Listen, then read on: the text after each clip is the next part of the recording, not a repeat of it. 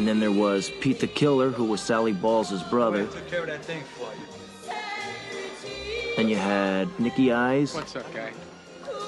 And Mikey Franzese. That guy, yeah, I want to see him. He asked me one question. He said, if you ever had to kill anybody, could you do it? And I thought about it for a minute. I said, yeah, I think I can do it. My old man made quite a name for himself on the streets of New York. He rose in the ranks as an enforcer, and that means he whacked people.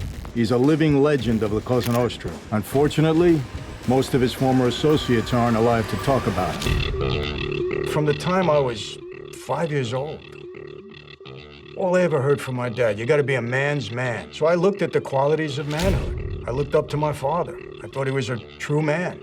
How many deaths, murders, do you suppose you are directly responsible for? I respectfully decline. I'm not going to answer another question. Your allegiance to La Cosa Nostra is bound in blood. Should you ever violate this oath, your blood will be shed. What, are you gonna have him kill me? Your son? This is a life we chose. It would seem that Michael Franzese is unfortunately following the footsteps of his father. You are the youngest, richest mafia don in the United States. It's absolutely untrue. Michael Franzese's career as a movie producer was interrupted, and he was in handcuffs, arrested by the FBI on racketeering charges. Authorities described Franzese as a young, rich, and dangerous mafia boss who was held without bail.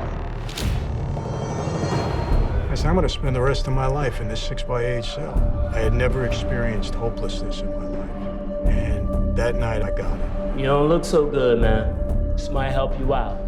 At some point that night, I began to read about Jesus.